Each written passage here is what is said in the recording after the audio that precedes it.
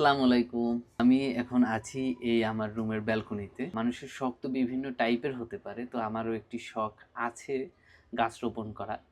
আমার এই যে ব্যালকনিতে এই যে ২ টি টব আছে। এই টব দুটিতে মানে কি ২ টো গাছ ছিল। তো যেহেতু এখন শীতের সিজন, তো এই সিজনে আপনার অধিকাংশ গাছই মারা যেয়ে থাকে। একটি গাছ একদমই দেখুন এই যে মরে গিয়েছে। ঠিক আছে?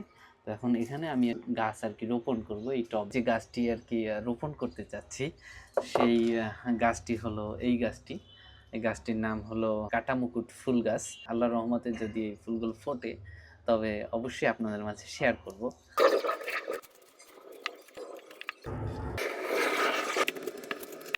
খালি করা হয়ে গেছে। এখন আমি এই যে গাছটি, এই গাছটির আপনার এই যে পলিটা আছে, পলিটা কেটে এই টবে বসিয়ে দিব।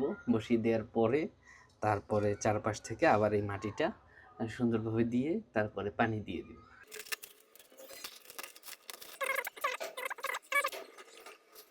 টবে গাছ লাগানো হয়ে গেছে। এখন যে অবশিষ্ট মাটিগুলো এই যে নিচে আছে, ব্যাগের মধ্যে ঢুকিয়ে পাশে রেখে দেই। পরবর্তীতে কোনো গাছ রোপণের জন্য কাজে লাগবে। মনে করে পানি নিয়েছি।